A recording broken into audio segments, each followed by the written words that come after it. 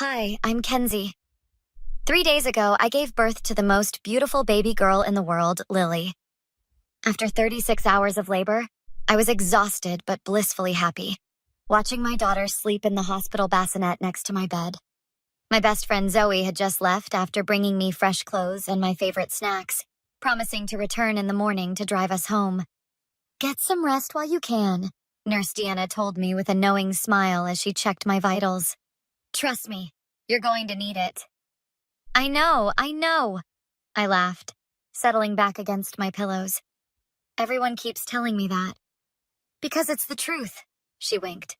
"Your little one is perfect, by the way. All the nurses are fighting over who gets to check on her."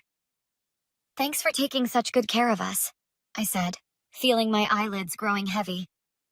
"That's what we're here for. The night nurse Miguel will be checking in soon. Just press the call button if you need anything." I must have dozed off because the next thing I knew, I was jolted awake by the sound of the door opening. The room was dim, lit only by the muted light above my bed. Assuming it was Miguel coming to check on us, I didn't open my eyes immediately. "She's so beautiful," a hushed voice whispered. "Just perfect." Something about the voice sent a chill down my spine. It wasn't Miguel. It wasn't anyone who should be in my room at... I glanced at the clock. 2:17 in the morning. I opened my eyes to see my father's new wife, Stephanie, standing over Lily's bassinet. My heart nearly stopped when I saw her carefully lifting my daughter. "What are you doing?" I demanded, fully awake now and pushing myself upright. Stephanie jumped, clutching Lily awkwardly to her chest. My daughter began to whimper. "Oh, Kenzie, you startled me," she said with a nervous laugh. "I just wanted to hold her. Isn't she precious?" "How did you even get in here?" I asked, reaching for the call button. "It's the middle of the night. Visiting hours ended hours ago."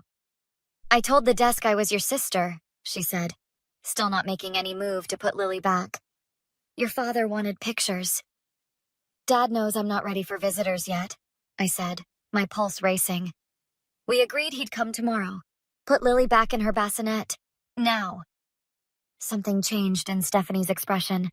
The smile remained, but her eyes hardened. "She looks just like my Emma would have," she whispered, rocking my increasingly fussy daughter. "Same little nose, same tiny fingers."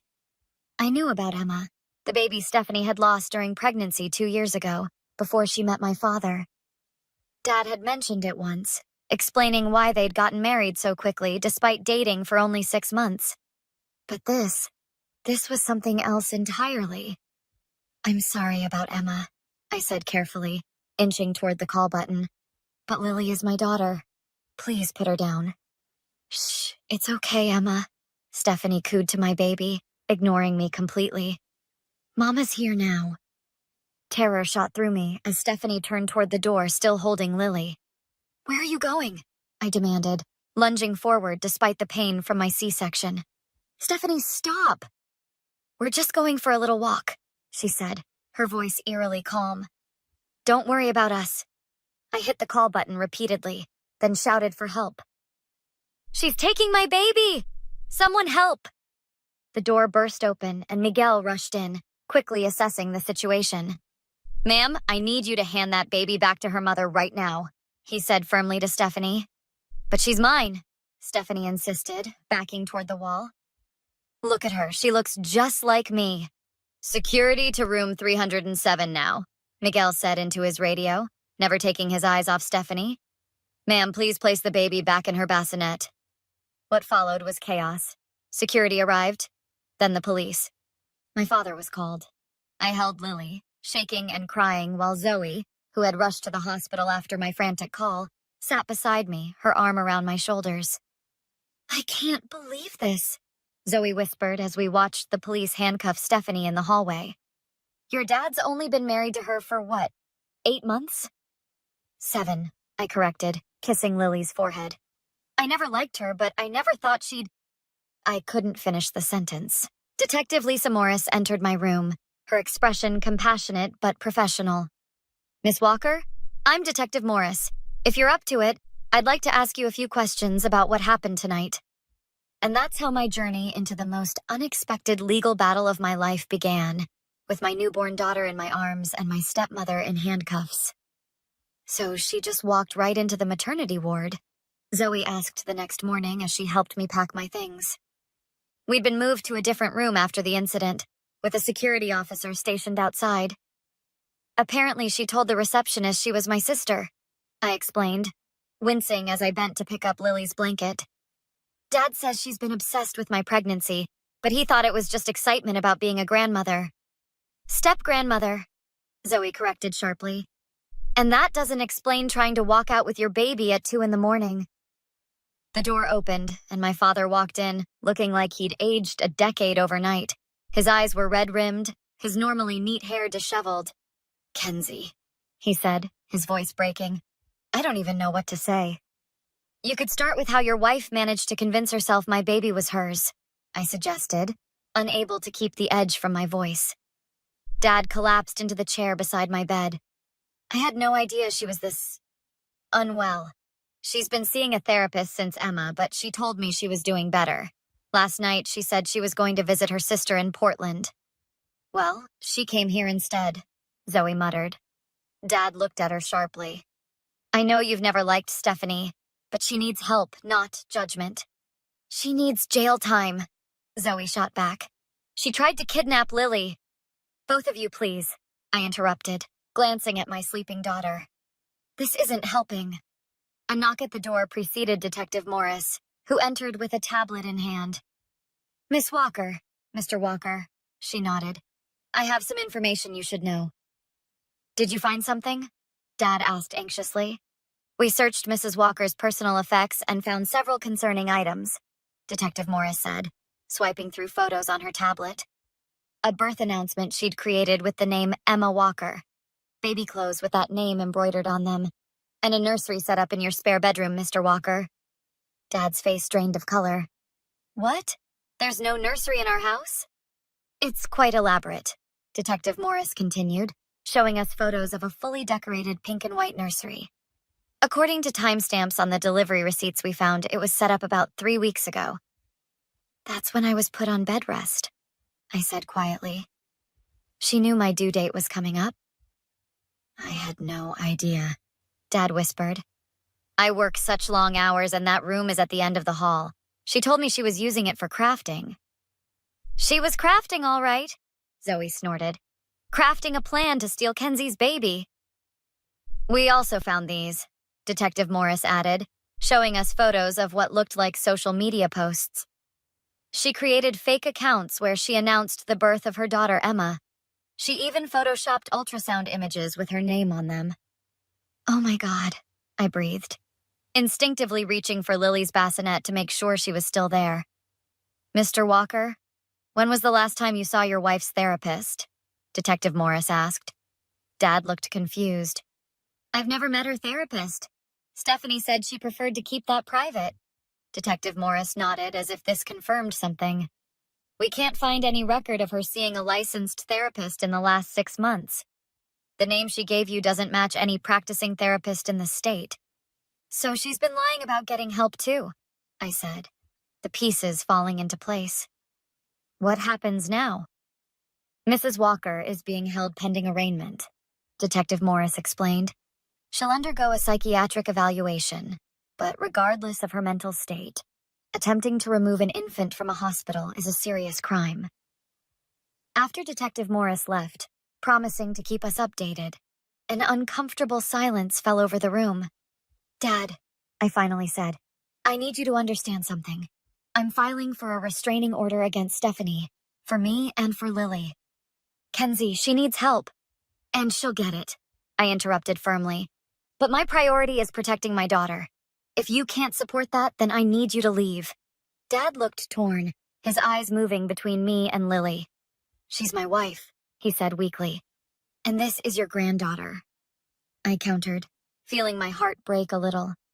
The granddaughter your wife tried to steal. She's sick, Kenzie. She's not thinking clearly. Zoe stepped forward. With all due respect, Mr. Walker, being mentally ill doesn't give anyone the right to kidnap a baby. Stephanie needs both help and consequences. Dad stood up, shoulders slumped. I need time to process this. I'll I'll call you later. As he left, I exchanged glances with Zoe. He'll come around, she assured me, squeezing my hand. He has to. I hope so, I whispered. Because right now, I need all the support I can get. 2 weeks after bringing Lily home, Detective Morris called to inform me that Stephanie wanted to meet. Despite my reservations, I agreed, needing closure. The detention center felt cold and sterile as I followed Detective Morris to a small conference room. Stephanie sat there in an orange jumpsuit, her appearance noticeably diminished. Kenzie, she said, eyes brightening. Thank you for coming. I'm here to listen, I replied flatly. That's all. How's the baby? Is she doing well? Lily is fine, I emphasized her name deliberately. She's with her godmother. Why did you do it? I asked directly, not wanting to prolong this. Stephanie's eyes welled up. When I lost Emma, something broke inside me. Then your pregnancy? It felt like the universe was giving me another chance. Another chance at what? Taking someone else's child? I know it sounds crazy now, but in my mind, it made sense. You're young. You could have more children. I only had one chance. That wasn't your choice to make, I said, my voice trembling. You have no idea what this has done to me. I can't sleep without checking on her constantly. I'm sorry. I wasn't thinking straight. But I'm getting help now, she pleaded. If you could talk to your father, tell him I'm still the woman he... Stop, I interrupted. I didn't come here to help repair your marriage. I needed to see if you understand what you did was wrong. Of course I do. But we could still be a family. You, me, your father, and Lily? No, I stood firmly. There is no you, me, him, and Lily. I've filed for a permanent restraining order, and I will testify at your trial. Her sympathetic facade crumbled instantly. Your father won't like that. He still loves me. That's his choice, but I have to protect my daughter, even from her grandfather if necessary. You always were selfish, she snapped. Your father told me how you pushed everyone away. We're done here, I said to Detective Morris, turning to leave. You can't keep her from her family, Stephanie called after me. She needs a grandmother. I paused at the door. She has a grandmother. My mother. What she doesn't need is someone who sees her as a replacement for their own loss. Walking out was both the hardest and easiest thing I'd done since becoming a mother. 6 months later, I sat in the courtroom as the judge sentenced Stephanie to 5 years with possibility of parole after 3. My father sat across the aisle, our first time in the same room since he'd chosen to stand by her despite everything. As people filed out, Dad approached, careful to maintain the distance required by the restraining order. How is she? Lily, I mean. She's good, I said, softening slightly. She's sitting up now, babbling constantly. I filed for divorce last week, he said, surprising me. You did? I was wrong, he admitted, eyes downcast. I was trying to honor my vows, but watching her in court today, she could have hurt Lily. She wasn't thinking about what was best for that baby. It took you long enough, I couldn't help saying. I know. I don't expect forgiveness right away, but maybe someday you'll let me be part of Lily's life. I hesitated. I need time, but maybe eventually we can arrange supervised visits. Relief washed over his face. That's more than I deserve. Thank you. Outside, Zoe waited with Lily in a carrier, my mother beside them. Mom had moved in with me after the incident, creating a stable home for Lily. She got 5 years, I reported, and Dad's filed for divorce. Better late than never, Mom remarked. He wants to see Lily. Eventually, I told him we'd start with supervised visits. That's your decision, Mom said. But remember, you don't owe him anything. I know, but Lily deserves to know her grandfather. Once I'm sure she'll be safe. That evening, rocking Lily to sleep, I reflected on how much had changed. The terror from that night had faded to an occasional ache rather than a constant pain. My phone buzzed with a text from Zoe. Coffee tomorrow? The new place on Main? I smiled, typing back. Yes, please. 10 a.m.? Lily yawned, her tiny hand wrapping around my finger. "It's just you and me, little one," I whispered. "Well, and Grandma and Auntie Zoe and maybe someday Grandpa too. Our own little family. We're going to be just fine." As I laid her in her crib, I thought about all we'd overcome. The case was closed, Stephanie was where she needed to be, and I was finally feeling secure again. I had protected my daughter. I had stood my ground. Most importantly, I had built a support system of people who truly cared for us. Tomorrow would bring new challenges, but tonight, listening to Lily's steady breathing and knowing she was safe, that was enough. What would you do if someone you trusted betrayed you in the worst possible way? How far would you go to protect the ones you love? Sometimes the hardest decisions are the ones that teach us who we truly are.